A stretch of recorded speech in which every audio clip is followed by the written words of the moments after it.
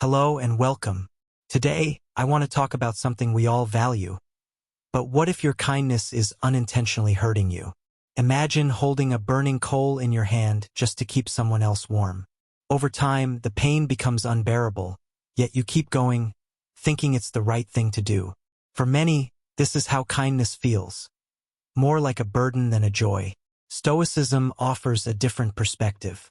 It teaches us that true generosity doesn't require self-sacrifice. Instead, it grows from strength and balance. Let's explore 7 ways your kindness might be doing more harm than good, and how Stoic wisdom can help you create healthier relationships with yourself and others. 1. Saying yes when you mean no. Picture yourself standing by a calm lake, holding stones marked with the word yes. Each stone represents a promise you've made, often reluctantly. As you throw them into the water, ripples spread, disturbing the peace. This is what happens when you say yes to things you don't truly want to do. Learning to say no might feel uncomfortable at first, but it's a powerful act of self-respect. Every time you decline something that doesn't align with your values, you're saying yes to your well-being. Remember, your energy is not limitless. Use it wisely. 2. Lack of boundaries. Without boundaries, your time, energy, and emotional reserves can be stretched to the breaking point. Imagine a garden without a fence. Anyone can walk through, trampling on the flowers you've worked so hard to grow. Boundaries are not walls, they're safeguards.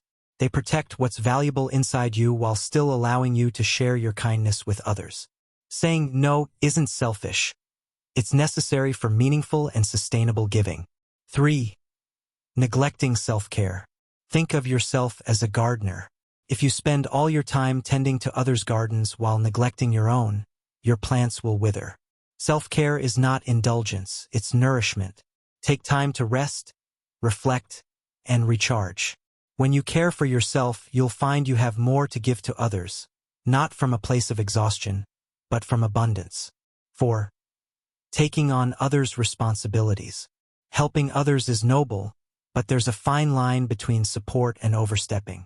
Imagine a butterfly struggling to emerge from its cocoon. You might want to tear the cocoon to make it easier, but by doing so, you rob the butterfly of the strength it needs to fly. The same applies to people. Solving every problem for them denies them the chance to grow. Instead, empower others to face their challenges. Be a guide, not a rescuer. 5. Tolerating toxic relationships. Some relationships feel like holding a thorny rose. It hurts, but you hold on, hoping things will change. Tolerating toxic behavior for the sake of peace comes at a great cost: your emotional well-being. Stoicism reminds us that we can't control others, only how we respond to them. Set clear boundaries with those who drain you. Compassion doesn't mean tolerating harm. Sometimes walking away is the kindest act for yourself. 6. Staying in harmful relationships. Loyalty is a virtue, but when it ties you to unhealthy connections, it becomes a chain. Staying in a harmful relationship out of obligation is like drinking poison and hoping for nourishment. True loyalty begins with being loyal to yourself. If a relationship diminishes your self-worth, it's time to reevaluate. Walking away isn't betrayal. It's an act of self-respect and courage. 7. Sacrificing your dreams for others. Lastly, let's talk about dreams. Imagine a bird with clipped wings, watching others fly while longing for the sky. This is how it feels when you put your aspirations on hold for the sake of others. Supporting others is beautiful, but it should never come at the cost of abandoning your own goals. Dedicate time each week to pursue what matters to you. Your dreams are not selfish. They're an essential part of who you are and what you offer to the world. The Stoic path to balance. Stoicism teaches us the art of balance. By setting boundaries, practicing self-care, and pursuing your goals, you can be kind without losing yourself.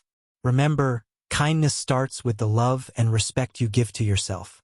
If this message resonates with you, I invite you to reflect on the ways you give and the impact it has on your life. And if you'd like to join me on this journey of growth and self-discovery, subscribe and stay connected. Together, we can continue exploring the balance and beauty that Stoicism inspires. Thank you for being here, for listening, and for taking steps toward a life where kindness is not a burden, but a source of strength. Take care, and remember, the greatest support you can offer begins with yourself.